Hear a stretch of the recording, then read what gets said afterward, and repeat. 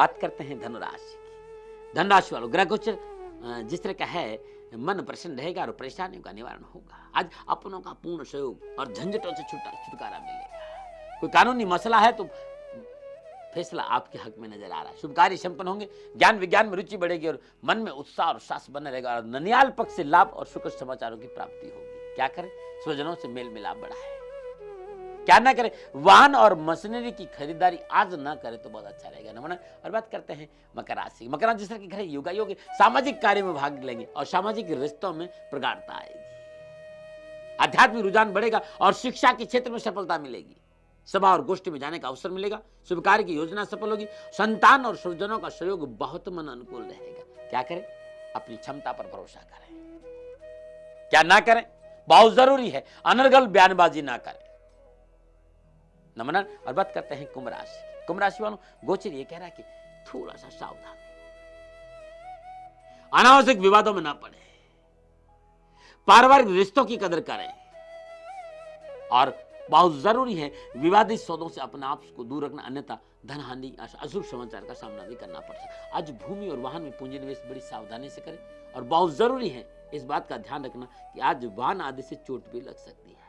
डरा नहीं रहा हूं, गोचर ये कह रहा है। तो क्या करना चाहिए? वाहन को सावधानी से चलाएं, विवादित सौदों से दूर रहे और अपनों को साथ लेकर चलना बहुत जरूरी होगा। क्या करें? स्वास्थ्य के प्रति सचेत रहें। क्या ना करें? अनजान लोगों से मित्रता न करें। और कुंभ राशि वालों, सुंदर उपाय बता रहा हूं और ये उपाय आपके लिए बहुत, रोटी पर गुड़ रख दीजिए, सरसों की रोटी पर सरसों का तेल लगा दीजिए, उस पर गुड़ रख दीजिए, 7 बार अपने ऊपर उछाकर गाय या कुत्ते को अपने हाथ से खिला दीजिए। आपके लिए बहुत शुभ और बहुत मंगलमय रहेगा। नमन। और बात करते हैं मीन राशि। मीन राशि वालों, ग्रह गोचर अनुकूल सितारों का शुभ संकेत, साहस और पराक्रम में वृद्धि और व्यवसाय संबंधी संपूर्ण परेशानियों का निवारण होगा और सफलता प्राप्त। नए टेंडर और नए ऑर्डर मिलेंगे, यात्राओं से लाभ मिलेगा और आपका मान सम्मान भी बढ़ेगा। क्या करें? यदि इच्छित वस्तु खरीदना चाहते तो समय बहुत अनुकूल है। क्या ना करें? पारिवारिक मतभेद को बढ़ावा न दे तो आपके लिए बहुत शुभ रहेगा। नमो नारायण। ये था 12 के 12 राशियों का राशिफल जो ग्रह नक्षत्र पर आधारित था। और अब मैं आपको ले चलता हूं अंकों की राशि में दुनिया में। क्या अंकों की राशि आपके लिए फलादेश दे रहे? बात करते हैं मूलांक 1 का। मूलांक 1 जिस तरह का ग्रह योग, राजनीतिक वर्चस्व बढ़ेगा और सामाजिक संपूर्ण परेशानियों का निवारण हो जाएगा। सत्ता पक्ष का पूर्ण सहयोग मिलेगा और निजी संबंधों में प्रगाढ़ता आएगी। नमन। और बात करते हैं मूलांक 2 की। मूलांक 2 पारिवारिक दायित्वों की पूर्ति होगी, परीक्षा और प्रतियोगिता में सफलता मिलेगी और किए गए प्रयास आपके सफल रहेंगे। नमन। और बात करते हैं मूलांक 3 की। मूलांक 3 जिस तरह के घर योगा योग है, आज व्यर्थ की परेशानी और तनाव का सामना करना पड़ सकता, थोड़ी सी सावधानी। और इस सारी समस्या का समाधान मात्र एक है, मौन। संपूर्ण समस्या का मौन रहे, मध्यस्थता ना करें, बहुत अच्छा रहेगा। नमन। और बात करते हैं मूलांक 4 की। मूलांक 4 कारोबार की स्थिति मजबूत होगी और जीवन साथी का पूर्ण सहयोग और सानिध्य प्राप्त होगा और दिन सुकून और शांति से बीतेगा। नमन। और बात करते हैं मूलांक 5 की। मूलांक 5 जैसे कि घर योगा योग है, थोड़ी सी भागदौड़, थोड़ा सा परिश्रम और थोड़ी सी मेहनत नहीं। यदि भागदौड़ करेंगे, मेहनत करेंगे, परिश्रम करें तो मन अनुकूल फल जरूर प्राप्त होगा। लेकिन आज बहुत जरूरी है विरोधियों से सावधान रहना। नमन। और बात करते हैं मूलांक 6 की। मूलांक 6 किसी महत्वपूर्ण कार्य के संपन्न होने से आपका प्रभाव बढ़ेगा, आपको खुशी मिलेगी और आपके धन लाभ में भी वृद्धि होगी और यात्रा भी आज नजर आ रही है। नमन। और बात करते हैं मूलांक 7 की। मूलांक 7 शिक्षा और प्रतियोगिता के क्षेत्र में सफलता मिलेगी। शिक्षा और प्रतियोगिता के क्षेत्र में अद्भुत सफलता है और आज आर्थिक दिशा में भी आपकी प्रगति होगी। नमन। और बात करें मूलांक 8 की।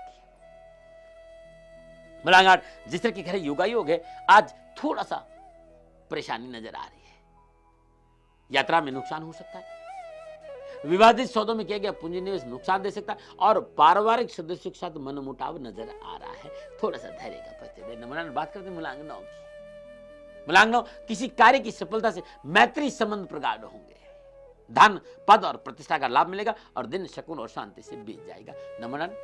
ये था राशिफल और अंकों की रहस्य में दुनिया का फलादेश और ये दोनों ही आपको www.sunidam.in पे मिल जाएंगे। लेकिन एक बात कहना चाहता हूं जो बहुत जरूरी है, बहुत जरूरी है आपके लिए, कि ये मेरा अनुभव है और मैं कभी अनुभव लाता नहीं हूं, आप सेकंड ओपिनियन जरूरी है।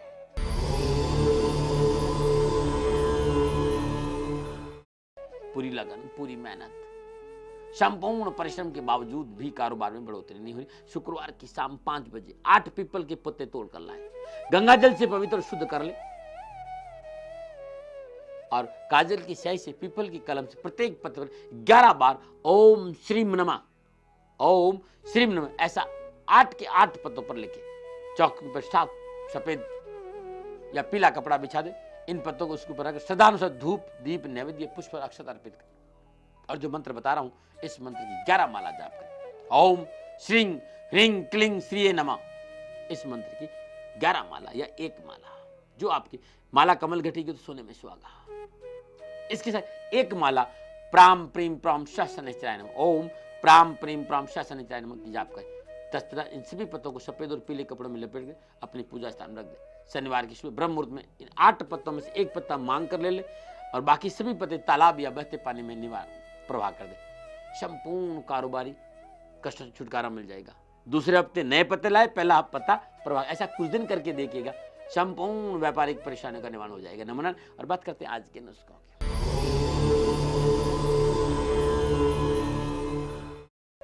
यदि भूख नहीं लग रही है, पेट में जलन हो रही है या मंदाग्नि की प्रॉब्लम है, चौथाई कप पुदीने का रस इतना ही पानी मिलाकर दिन में 3 बार पी लीजिए, मंदाग्नि से पीछा छूट जाएगा। धनिया सौंफ को बराबर मात्रा में काढ़ा बना दी, सुबह शाम 1 चम्मच काढ़ा पी के देखिए, कैसे भी मंदाग्नि की जो परेशानी है उससे आपको छुटकारा मिल जाएगा। ये छोटे छोटे मेरे नुस्खे, छोटे छोटे मेरे उपाय, राशि अंकों के राशि का फलादेश www.shanidham.in पे मिल जाएगा।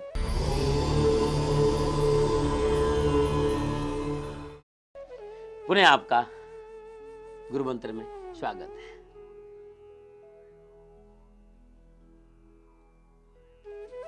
एक बहुत सुंदर कहानी है और इस कहानी पे लोग बहुत हंसते हैं। जब मैं कहता हूँ एक बुढ़िया थी और बचपन में ही मर गई, एक बुढ़िया थी और बचपन में ही मर गई, तो लोग मेरे पे बहुत हंसते हैं कि दाती महाराज बुढ़िया थी और बचपन में मर गई, फिर बुढ़िया कैसे हुई? ये आपको जोक जरूर नजर आता है कि बुढ़िया थी बचपन में मर गई, ये आपको हंसी जरूर आएगी, लेकिन ध्यान से मेरी बात को सुनिए। बचपन में कैसे मर गई और बुढ़िया फिर हुई कैसे? मैं कहता हूं जन्म तो जीवन, जो जन्म है इसको जीवन मत समझ लेना, और जो उम्र केवल खाने पीने और सोने में निकल गई उसका क्या मूल्य है? मनुष्य के जीवन का असली मूल्य तो तब होता है जब उसे अपने स्वयं का बोध होता है, जिस दिन उसे अपने भीतर के उस स्रोत का बोध होता है जिसकी वजह से जीवन है, जो जीवनी शक्ति, जो जीवन जीने का मकसद, जो जीवन का आधार है, जो पूर्ण शक्ति जिसकी वजह से जीवन का आधार है, जिस दिन उस शक्ति का बोध होता है, उस शब्द का बोध होता है, उस एनर्जी का बोध होता है, उस निश्चल प्रेम के साथ संबंध होता है, उस दिन जन्म होता है।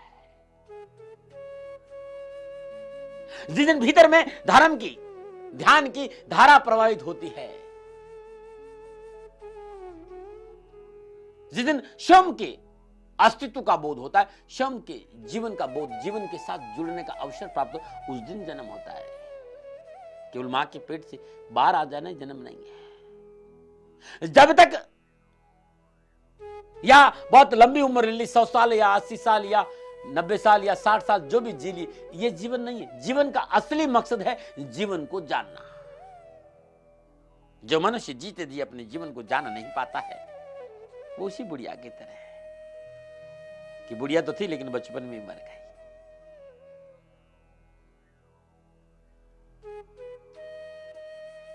समझो मेरी बातों को। जीवन की जो कला है ना, स्वावगान का जो स्वयं को स्वयं के साथ जब तक डुबकी नहीं लगाओगे, जीवन का आनंद कभी नहीं मिलेगा। कुछ लोगों ने कहा कि मां साहब, दाती महाराज मां साहब की आप बहुत चर्चा की, मां की बड़ी, अरे भाई दुनिया का सबसे तीर्थ स्थान मां की गोद होती है। मां की चर्चा इतनी महान क्यों है? इसलिए महान है क्योंकि मां के गोद में खुद परमेश्वर ने कई बार अवतार खेला है और उसका वर्णन इस जिव्या से नहीं हो सकता। मां के सामने दुनिया का सबसे बड़ा से बड़ा सुख छोटा हो जाता है। मां की ममता जो स्नेह से भाव होता है वो दुनिया में कहीं नहीं मिल सकता है। इस बात का भी ध्यान रखें।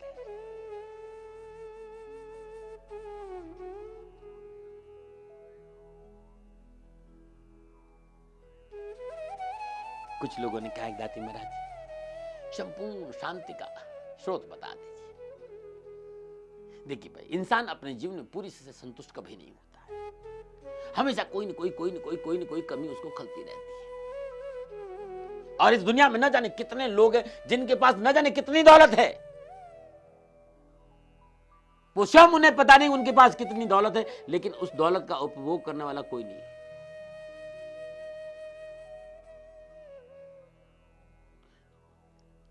मेरी बात को समझिए, बहुत दौलत है लेकिन दौलत का उपयोग करने वाला कोई नहीं।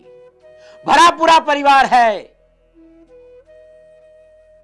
पूरा परिवार है, सब कुछ साथ रहते, लेकिन कुछ लोगों खाने के लाले पड़े हुए। एक के पास दौलत बहुत है तो खाने वाला नहीं है, और किसी के पास परिवार बहुत ज्यादा लेकिन खाने के लाले हैं। सब कुछ कभी भी और किसी को नहीं मिले, इसलिए सब कुछ पाने के लिए, सब कुछ खोने के पीछे पागल मत बनो। जो तुम्हारे पास है उसका आनंद।